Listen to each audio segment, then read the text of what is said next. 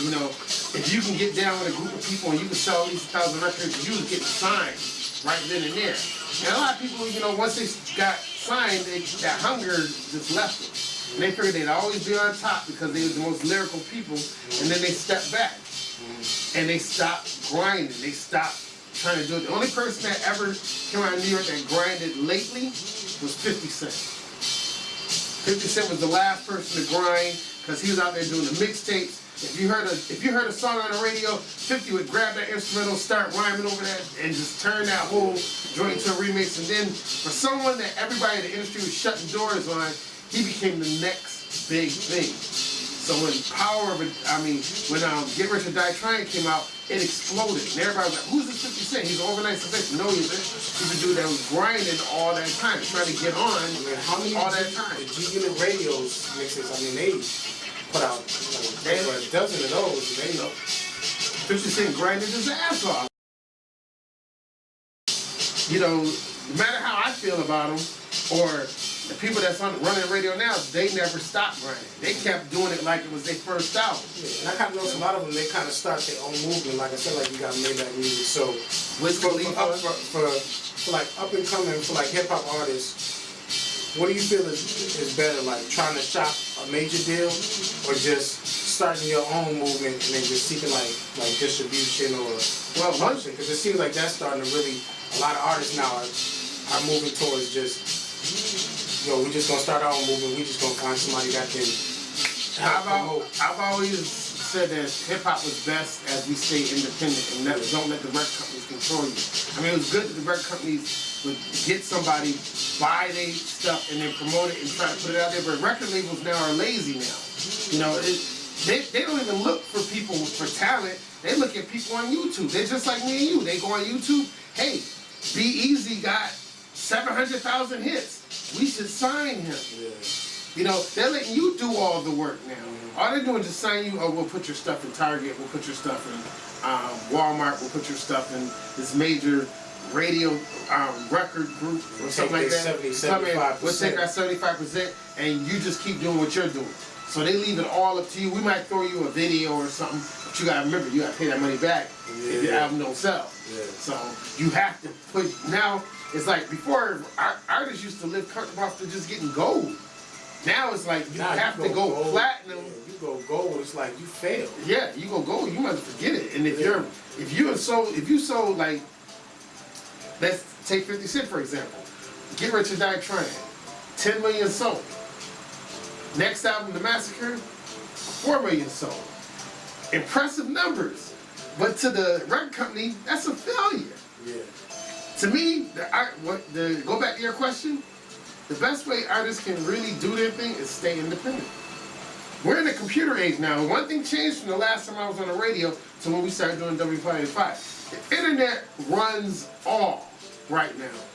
You can do anything on the internet. You can get on YouTube, do a video like Soulja Boy did. So I gotta respect this grind. I hate that dude, but I gotta respect the grind.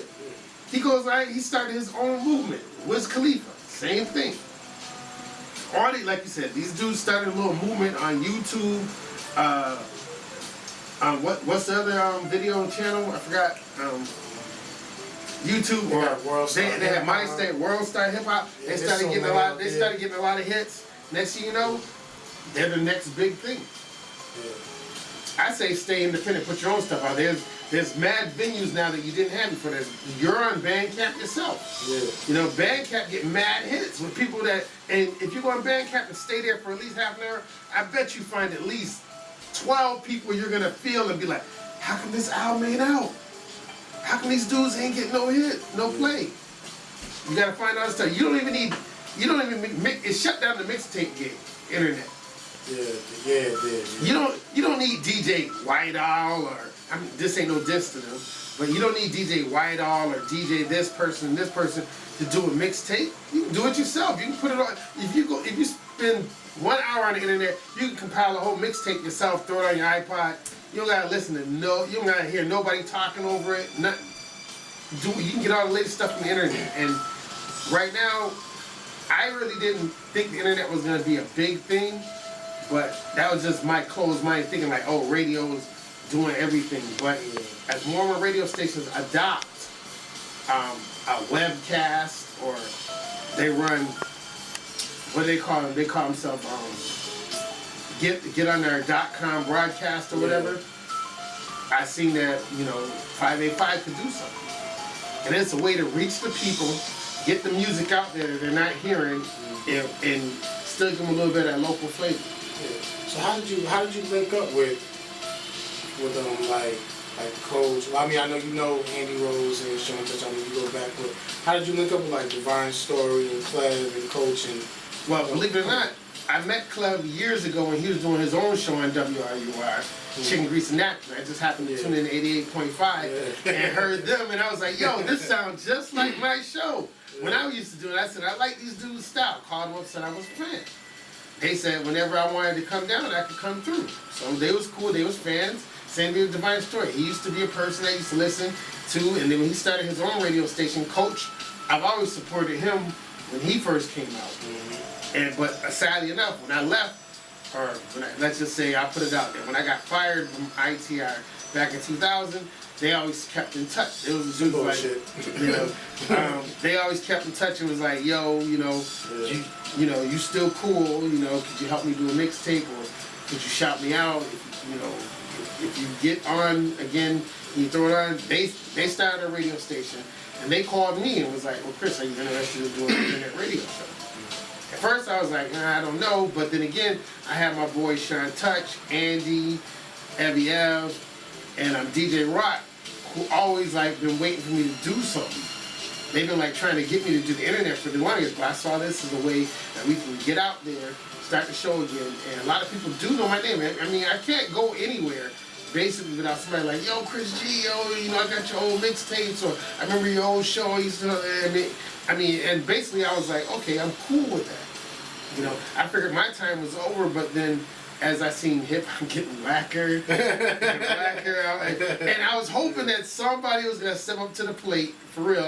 I'm dead ass serious. I was done with hip hop. So I was like, but I kept listening to certain stuff. Certain albums would catch my eye. So certain MCs like Saigon and them would be out there, and I'd be sitting there listening to them. Some of the local kids around my house would be like, yo, who you listening to? Yo, this. And I saw it as a way okay, since it doesn't seem that nobody else is doing it, let me see if I can go ahead and do this show. This time I got my team behind me that's really going to help out with the music, putting everything together, the news and everything. I don't have to do everything myself like I did on the last show. So we all just came together. I mean, they called me, said I wanted to do the show, and this time I was ready. I wanted to make sure we could actually do it. So you feel like W585 is kind of like a breath of fresh air? Because like you said, you were done with hip hop. After a while, it was like, I'm at it, this shit is going down the drain. So was W585 has this experience been kind of like, okay, I'm back now? I figured that it was a way to get, I don't see myself as a savior of hip hop or nothing like that. I'm just a person that knows some good music, and I know how to present it in a form. During my years on RUR and ITR, I was on radio for damn near 9 years. So I pretty much understand how radio, in my last 4 years in radio, I understood how to present it. I understood what made money. I understood advertising. I started really getting into the whole business side of radio. So pretty much outside of a few people, there's no one that really knows the business of radio outside of me.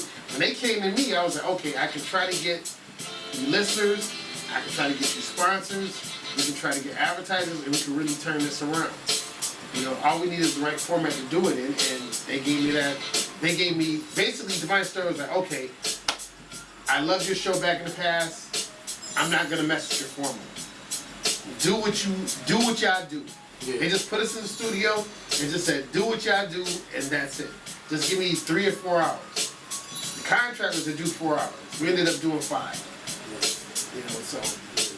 But we're happy. It's working out. That extra hour is working out. It's number 4 on the charts. And I think for a city like Rochester, I feel like we need something like that. Something we can really be proud of. Because just having a song that a song buzzing on the radio for a couple months and then burning out, to me it's a step. But to actually be beaten out cities that are like 5 times as big and have 10 times as many more radio stations, whether it be on-air radio or internet radio. I mean, to be beating places like that, like I said, like you said, New York, Cali, I mean, cities like that, he's beating them out. Well, with just off of just a pure love for hip hop. To me, that's something this city needs. Well, believe it or not, the person that basically got me into radio was Howard Stern. I used to listen to a lot of Howard Stern in the morning before I started doing my own morning show. And when he made his move to satellite radio, first I thought he was a fool. I was like, you're gonna leave radio to go to satellite? But when I seen the money they was offering, it made sense. But then you get on satellite radio, and this is why I applaud other DJs like Green Lantern, Tony Touch, and all them. They do their Cyrus radio shows, and they don't really have to worry about the FCC, but they can do it in a format they like, the way they want to do it. And that's what 585 does for us right now. We're going to present to you music that's not going to be watered down. It's not going to be, I mean, some of the stuff is, you look, I don't care if you dance your ass off. That's something that, you know, commercial radio stations can do. I figure we're going to present to you the hip-hop you really want to hear, blended with some local artists, not because they got a hot song, because they might have a good album that we might want to hear. You know, if I see a local artist grinding hard enough, I'm going to try to give them a chance on the radio. You know, it ain't just because, oh, they got a hot song, let me throw their shit up. No, your whole album got to be nice, and, you know, one week I might play a couple songs from the album. The next week I might play a couple more other songs from the album. You know, basically radio is there basically to show the listener what it is. I hate when I hear radio programmers talk about, well, this is what the people want. The people don't know what they want. I'm saying this to y'all right now. The people do not know what they want. They have to be led to it. My man Roger Jones used to say this all the time. You got to lead them like horses to water. And let them know what is hot. You know, if you're the shepherd, you got to show them where everything is. You're not going to find, the sheep ain't going to find it by themselves. You got to lead them to this is the right stuff you got to do. You got a couple of minutes.